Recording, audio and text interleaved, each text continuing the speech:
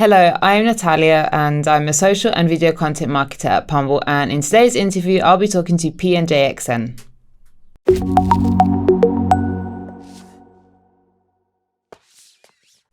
I would just like to thank you once again so much for joining us today. We're really super excited to ask you some questions and get to know more about your brand and about your story. So yes, I would like to start.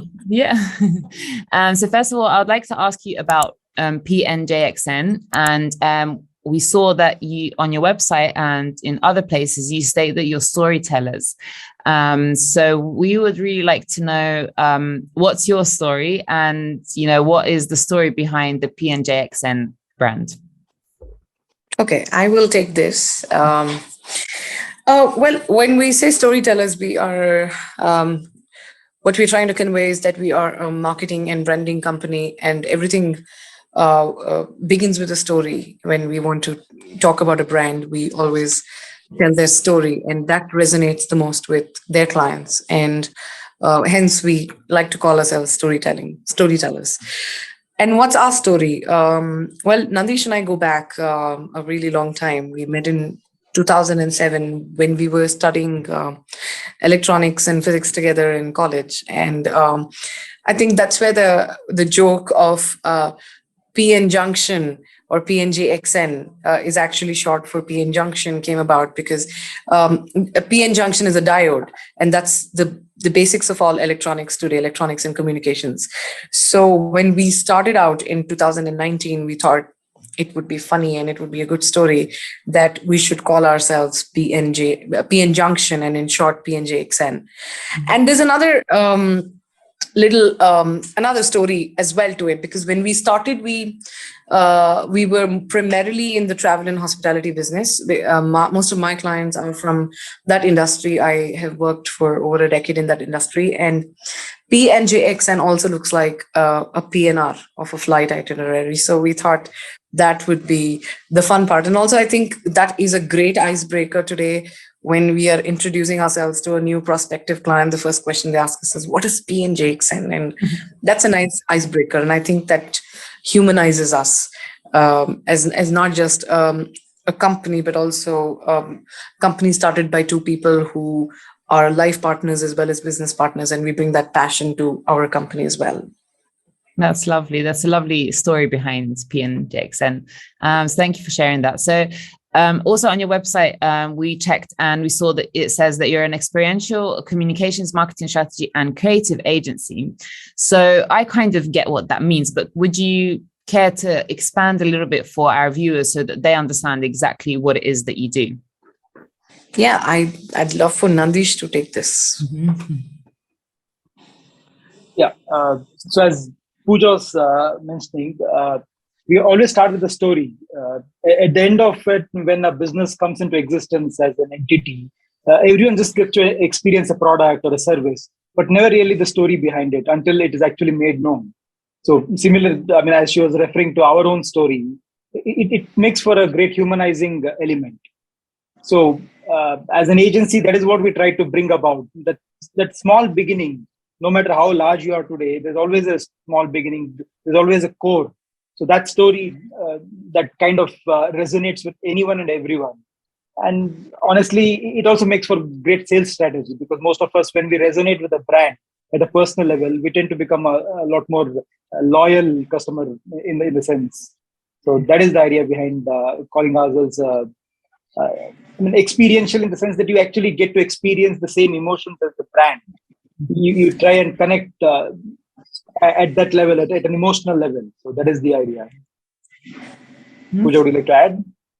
Yeah, I mean, to add to it, not just experience the product, but the spirit of the product itself. For instance, to give you a fine example that we all know today, Nike, it's not just shoes. Yes, functionally it's shoes, but it's the spirit of running. It's the spirit of sports that you actually don when you use Nike. And I think that's the brilliance of storytelling, that it captures the spirit and the essence of a brand. And that's what we want to do. And that's what we have been doing for the last 3.5 years of a function, that we try to get into the essence of a company and try to put that out so that their customers can understand that spirit and the essence. So that's where the experiential marketing comes into play. That's a rare thing. I think that's a really nice approach, and I don't think I've heard of many companies that actually do that approach it. They want to show their customers the spirit, or as you said, of the brand. So that's really nice. So when you mentioned clients, what types of clients do you usually work with? Is your focus national or international, or both? I will take that. So we started out as a marketing company in the hospitality and travel industry to begin with. This was in 2019 when we started. We started in January 2019. However, pandemic, of course, taught us a lot, and I'm sure it taught everyone a lot. And we realized that we cannot be in just one industry, and also an industry that's rather fragile when it comes to things like pandemic, or if say there's an earthquake, or if any sort of problem in a destination that reflects on the hospitality industry. And we realized that we cannot really be in that industry, although we love that industry. Both of us, Nandish and I, are avid travelers, and we love hotels and boutique hotels that have again experiences and stories attached to it. But we diversified since, and we have companies in edtech, in architecture. In fact, we also, I mean, not just limited to India, but we also work with companies outside of India. We've worked with, in fact, a travel company in Dubai. We're currently working with another company from Australia. So yes, it's yes, of course, because we are Indians and our contacts are mostly local. Because of that, 80% of our clients are national, but we would definitely love to work with clients outside of the country, because that kind of adds to the diversity of our clients, and also our understanding of the world, and various brands from different geographies, because that is very exciting, and that that's more challenging. So it's fun that way. Mm-hmm. Okay. And since you mentioned 2019, so you we saw on Instagram, you celebrated a huge milestone, right? So in January, it was your 3rd year, correct? So congratulations on that. And I have a question. So what business challenges have you faced so far till this point, if any? Oh, many. I think Nandish would be best equipped to answer this question. Yeah, the single most being of a global nature. I mean, not necessarily limited to us. The pandemic kind of upturned everything that we know in terms of work, in terms of business, in terms of economy. And for a long time, it was not even a short-lived episode. So as a nascent company, we too went through a lot of problems, most importantly, trying to keep the organization going. I mean, the thing about any organization is that once you have a team, they become a family. So whether or not, how do I put it? Most classes or books on economics probably would say that profitability is the most important milestone that a business should look at. But here we look at people. I mean, that is the thing. I mean, who are the storytellers? It's people. Who are the stories based on? It's people. So at the end of the day, we had to keep it going somehow or the other. So that was the greatest challenge, to keep the team together, not just in terms of giving them a living, but also to keep them healthy and happy in their spaces, be it mentally, be it physically, trying to reach out to them, giving a meaning to their lives in whatever little way we can. Because the onset was so sudden that a lot of them didn't really even have the time to go back to their homes, to their loved ones. So they were terribly isolated. And to a large extent, work was the only means of communication to the outside world for them. So I think that was the greatest challenge of the last 2 years. And it of course had its own effects, in the sense that the economy had slowed down. So signing up of new businesses, business growth, profitability, all these things got affected. But that can happen to any business at any time. I mean, every business goes through a sunrise, a sunset period. So that's not really something that I would worry about. But the greatest challenge was to have the human element alive and kicking, no matter what. I think that I think is the greatest challenge as well as the greatest achievement of our last 3 years. So. Thanks for sharing. It's great to see some insight on, real problems that businesses face. But we also found on your website, so there's a mental health, me and my workplace section on your website. So considering that you think of your team as part of your family in a way, and you put such emphasis on the well-being of your employees, it doesn't come to a surprise to me. But why devote, a special section to this? And considering, I think in May was Mental Health Month, so recently. So did you do anything special to celebrate, or not to celebrate, to kind of, support mental health in May, or and why the whole section for mental health?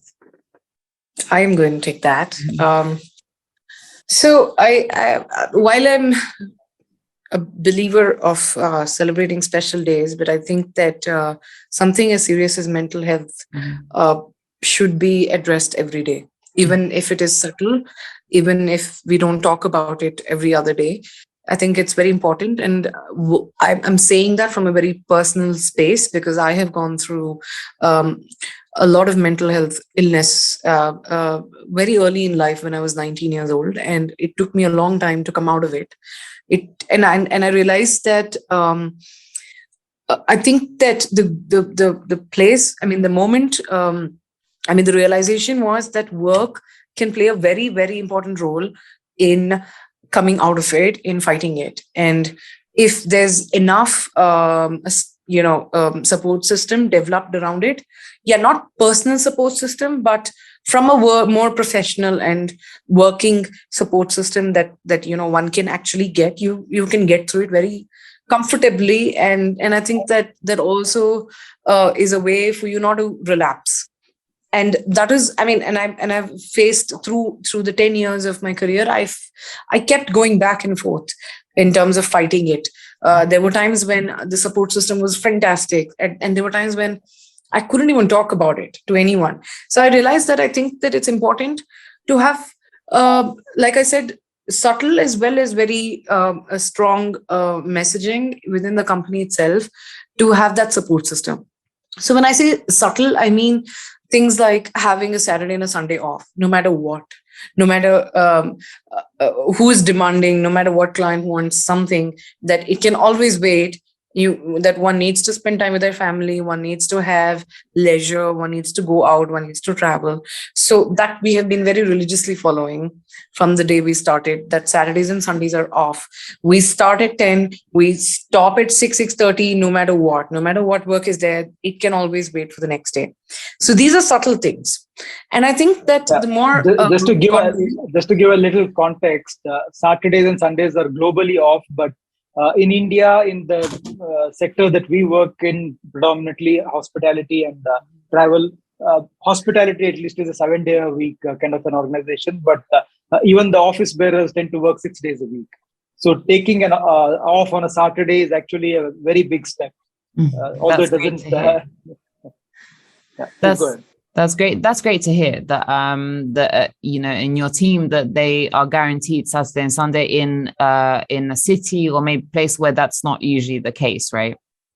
Yeah. In fact, a lot of clients were surprised, and they implemented that in their workplace when they got to know, because we would just tell them that, listen, Saturday is an off. I can't get them to work on Saturday. I am not going to work either. So we will have to do your whatever you need on Monday. And I think, at first there was a lot of friction because they were surprised that we were, we had just declared, Saturday off, and they were all like, oh, Saturday's an off. And I said, yes. And then I think they just came around to it. And in fact, a lot of our clients have declared Saturdays off, or they've done alternative Saturdays off, looking at the step that we've taken. And I think it's a good thing. And I've realized that the team's productivity is so much better when they have 2 days off. One, they can do their chores on Monday, another day they can go meet their friends. That really helps mental health. And also, like I said, concretizing it by telling, we've had many sessions on mental health at the office, and we've told them that, if there's something that's bothering you, there's something that you're suffering from, this is a safe place and you can talk about it. You're not going to be judged.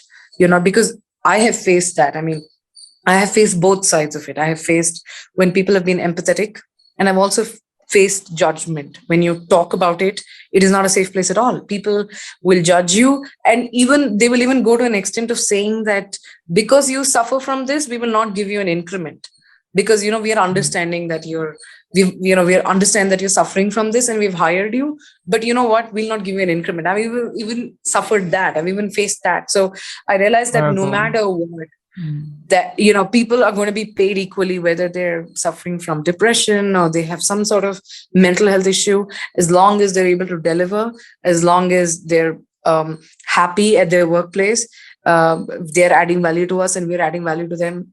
It really doesn't matter, and it's a safe place. That is the reason we thought we should have a page on the website, so that even anyone new who's wanting to join us and they're maybe suffering from some kind of a condition, they know that we are in absolute support of their problems. And it's actually a serious illness. It's not some sort of thing to be made fun of or judged. Of course not. Yeah, it's as serious as any physical ailment, right? So it's the same. It's just still a lot of people can't seem to connect the two, that they're the same, unfortunately. But it's great that you guys are doing that and have changed some clients' views on Saturdays and Sundays being off, which is great. So one company at a time. So great to hear that. Yes, indeed. So how many people does your team count at the moment? Nandish, would you like to? Yeah, we are at 12 plus 2 who don't use Pumble. So Okay. That would be the 2 dogs that we have in the office. So they are therapy dogs, or whatever you want to call them. Yeah, so it's a 14-member team. Oh, that's so cute that you count your dogs as members as well. So yes, they are. Dogs are part of the family, always work family or just normal regular families. So that's very cute. So what about your work arrangement? Is it hybrid or fully remote or in office? So I will take that. In fact, I would say through the pandemic, there have been times when there were extended lockdowns. So we had a hybrid work. In fact, we were all completely remote. And then when things were opening up, we had hybrid, where some people would work remotely and some people would work at the office. But at the moment, we are about 90% at the office and 10% work remotely, because we also have a senior citizen working with us. She is 63. And in fact, we want more senior citizens working with us because they have so much experience. And it counts, their experience is in fact worth its weight in gold. So we don't insist on them coming to the office. They can work remotely and they can log in. So at the moment, like I said, it's about 90% to 10% working remotely. And we have a few freelancers as well who work remotely, but they also log in through Pumble, so that we can keep track and keep communicating with each other. So you mentioned earlier your clients, kind of a mix. Most are based in India, obviously, because you're based in India as well, but you've also mentioned that you have some international. So what about your team? Do you have any international team members? Not at the moment, no. Everyone within the country, yeah. Okay. And how important is communication in general to your team? I think this is best answered by Nandish. Yeah, I mean, it is the thing. I mean, communication is the crux of what we do, who we are, and what keeps us going. So at every step of the way, as you said, because it's a creative agency, ideas take birth only when there is a lot of to and fro. I mean, you keep discussing, you keep talking, you keep arguing. That is when ideas come. I mean, that's when ideas mature. So communication is a large part of an organization, any organization, more so a creative organization. Yes, I agree. Communication is key to a lot of things, especially for a company. So have you encountered any communication problems with your team or with clients? Would you like to take that, Nandish? Go ahead if you have. Well, yes, a lot, in fact, for that matter. I think that communication problems arise, especially when processes have not been set. So initially, in the initial journey, when we started out, we did not have a lot of processes set. So there was a lot of communication gaps. People did not really know what they should be doing or who they should be reporting to. Should they be reporting to us, or was there someone else that they should be reporting to? So it was, I would say, there were a lot of problems, and we also did not have a common office communicator as such. So it would be WhatsApp, and I think that WhatsApp is very dangerous in the sense that I mean, anyone can message at any time. And I mean, you can do that even in an office communicator. But then in an office communicator, you know that this is just limited to office. And you log off once you're through with work. But WhatsApp is used for personal communications as well. And that is a huge problem.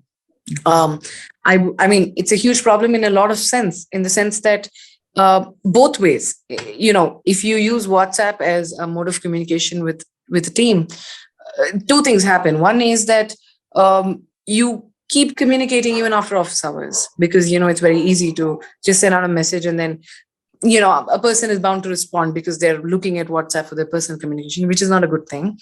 And two, I think that the other problem is that people are very distracted if they're on a platform like WhatsApp, because they keep looking at their personal messages as well. Not that they don't do it now, but if there is an office communicator, it is easier for a team to focus to look at only professional communication and respond to it. And even when somebody does not want to use WhatsApp, they're forced to respond to their personal communication if professional communication is also on WhatsApp. Mm-hmm. So I think that moving away from a platform like WhatsApp has really helped not just our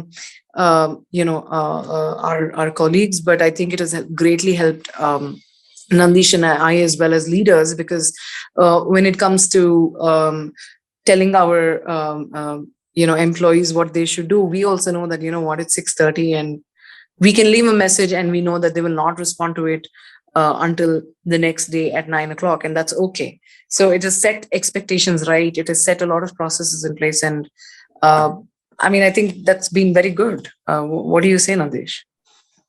Absolutely. Adding to that, Pooja covered both angles from the perspective of the work efficiency as well as from the perspective of emotional well-being. Post-office hours is a downtime. You don't really have to, you are not responsible, or you don't owe it to us to respond to us.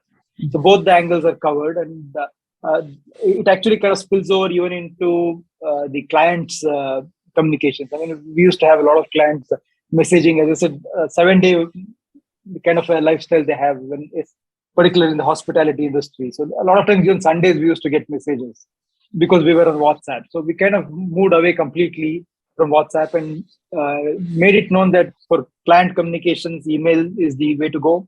And for internal communications, Pumble. And as she said, 9 to 6, 6:30 in the evening on weekdays, 5 days a week. Beyond that, none of us are on. I mean, even we would think twice to log on to Pumble, even if we have the app on our devices, on our mobile devices. We would think twice post 6 o'clock to ping someone, even if it's a team member. So that kind of makes for a really good work-life balance. It's set in healthy boundaries, which is really good, without lessening the quality of communication.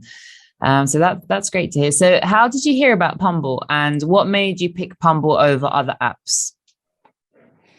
Nandish should answer this because he discovered it. Yeah, we're just exploring various options, and somehow the name is also very playful. I don't know the story behind the name. Actually, you'll have to enlighten us on that. It just felt very exciting and bubbly, and somehow it felt. I mean, of course, apart from the features and whatnot, it just felt a lot more resonating in terms of being a playful. At the same time,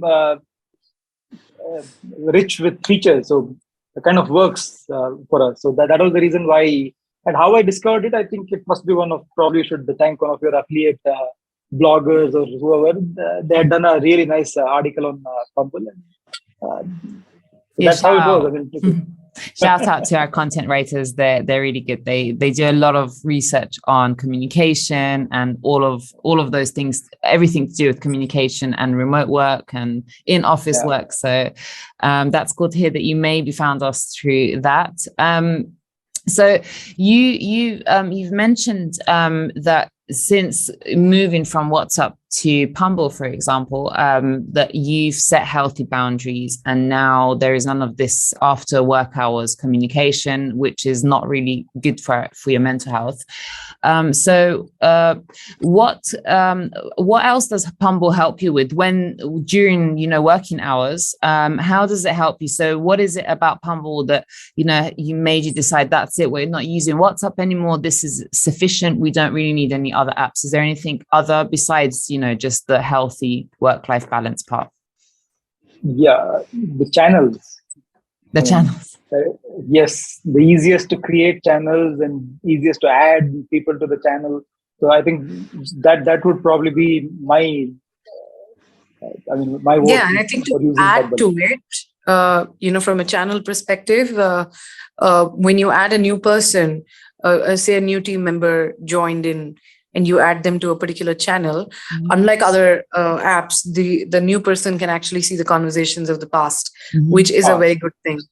Because otherwise you'll have to keep filling them in, you'll have to keep resending documents, you'll have to keep updating them. And that is again, for a small team, for a company with a small team of 11, 12 members, it becomes very difficult to keep everyone updated every time someone joins. So I think this is very interesting that, a moment someone joins and they can, see the entire log of what's been happening.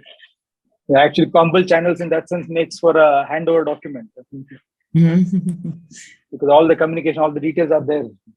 Yeah, you can find all the documents that you've sent previously, or the links very easily in the search bar. So that's cool to hear that that's a feature that you guys enjoy. So thanks for sharing that. So I have a couple more questions, but it's more to do with PNJXN's team. So we saw on the website something about that you divide your team into Seers and Seekers, which we found really interesting. So what do you exactly mean by that? Nandish, you should answer this. No, I think you should probably answer because it was your brainchild. Okay, so the Seers are mentors. So they're not exactly a part of the operations team, but they are the veterans of various industries who actually guide us on strategies, or even business development strategies, or whom we should work with, or what processes we should have. So the Seers are actually our mentors, and the Seekers are all of us. So we are the I would say the engine. We are the people who operate. So they are the vision. They provide us the guidance or the light to go ahead, and we do. So that's basically the divide between the Seers and the Seekers. If you want to add. So to add to that, Queen, what happens is the general trend is when you say that, okay, we are a communications agency, that we predominantly work in a digital space. People think it's a very young company, targeted towards younger people, younger ideas and whatnot. But what they fail to see is that the fundamentals remain the same. What are the channel of communication? I mean, even to this day, our favorite book remains Ogilvy on advertising. And that book was written way before even any of these digital things were invented. So what the Seers actually help us do is that they kind of give us that perspective of no matter what the era, what the instrument, the messaging remains the same. At the end of the day, you are trying to tell a story. How you're going to do that is different. I mean, today you might be showing videos and reels and whatnot. Tomorrow you'll have something else, maybe a AR, VR kind of an experience. Are different, but the fundamentals remain. Yeah. So that kind of having people of all age groups, of all backgrounds and experiences guide us, kind of grounds us in understanding that it's not we are not a technology-driven company. We are a human-driven company. Technology is just something that happens. That helps and us. it changes. That's beautiful. I like how you incorporate all ages and how every generation can provide something, especially with communication, right? We need to be able to communicate with everyone of all ages. So that's beautiful to hear. So I'd just like to wrap up this lovely interview with one last question. So could you tell us a little bit more about your future plans? Future plans. We would like to work more and more with sustainable businesses or businesses that have a high index of sustainability, because we are, I think, in our personal lives, we are zero waste enthusiasts. We have banned plastic in the office, and we keep telling everyone that, who work with us, that they should adapt to sustainability and contribute towards the climate change and the climate crisis, so that we could reverse it. I mean, if it's possible at all. And I think that is the vision as well. We want to more and more work with businesses that are sustainable. In fact, I would say that all our clients are, have this high quotient of sustainability to them, and businesses that are not entirely sustainable, we also keep guiding them and telling them how they could become, from a business strategy point of view, not just from a marketing point of view. Yes, it is a great talking point when it comes to marketing, but I think that there is a direct correlation between sustainability and profitability, and we want to work with more companies that understand that. That is the vision. And yes, small businesses, we want to thrive in the space of small businesses. We want to tell their story. We want to give them the impact. We want to give them the space that generally small businesses cannot get, from the perspective of the economics of it. Because if a small business wants to engage with an agency like Ogilvy, they cannot, because of the pricing. But we want to offer them the same quality that, say, an Ogilvy or a JWT can offer, but at a much better price that is more comfortable for them and suited for their business. So that's the vision that we have for PNJXN. That's a nice vision. I wish you the best of luck with that vision. It sounds like a good vision to follow, and a really nice one. So guys, thank you so much for your time today. I really, really appreciate it. It was so interesting to talk to you and to find out more about your story, especially since you are storytellers, and I think quite good ones. So it was lovely to meet you guys. So thank you so much. Same here. Thank you so much, Natalia. Pleasure was ours. Thank you. I hope you enjoyed this interview as much as we did. Make sure that you follow us on social media and our YouTube channel.